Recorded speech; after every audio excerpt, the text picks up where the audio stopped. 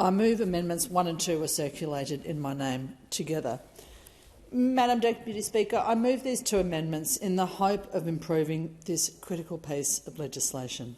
I thank the Minister for his constructive discussions in recent months, but I believe that this bill could be further improved in order to improve its methodology and its integrity. As we saw this week in the IPCC synthesis report, to avoid a climate catastrophe, every country has to fast-track its climate efforts in every sector and on every time frame. In Australia, we must make our safeguard mechanism as good as it possibly can be as soon as possible.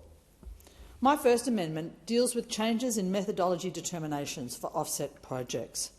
At present, under the Carbon Farming Initiative Act, a given method is applied to an offset project for the life of the crediting period. It's generally 7 years under the Emissions Reduction Fund, but that period can be extended. The original reason for setting the method for the life of the project was to give certainty to scheme participants.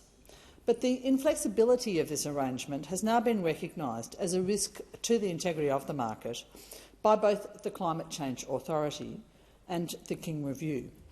Offsetting methods need to be able to change and to evolve over time.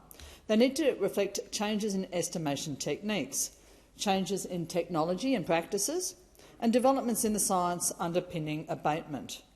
A solution is needed that strikes a balance between certainty for scheme participants and flexibility for the government.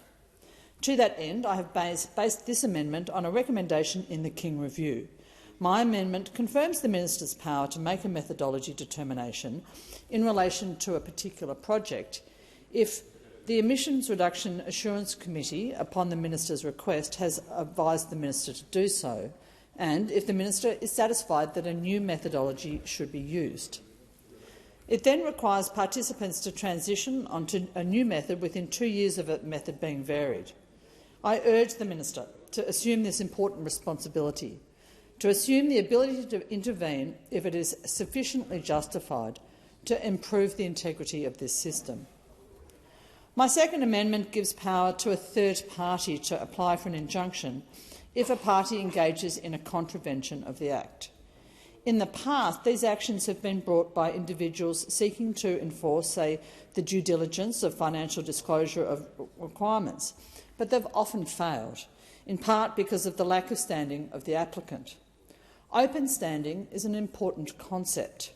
It should be made explicit in this Act, such that, rather than an applicant having to establish a particular or a special interest in a matter, applicants are given standing to pursue an action. My amendment seeks to assure that standing. My amendment also extends the definition of a person aggrieved by any decisions or failures under the Act so as to include Australian citizens or those ordinarily resident in Australia or an external territory, such that those persons can seek to have judicial review of administrative decisions made under the Act. Madam Deputy Speaker, we know that this litigation alone doesn't provide an adequate basis for bringing about broad policy change. It's a suboptimal tool, but it is a tool which can be useful in bringing about changes in decision-making processes for industry and individuals. It could help in the push for major emitters to reduce their emissions. It could push this government to exercise its oversight functions.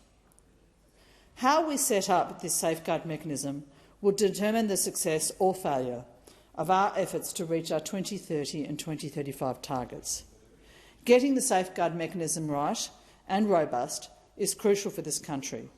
We need to effect the changes that we need to see.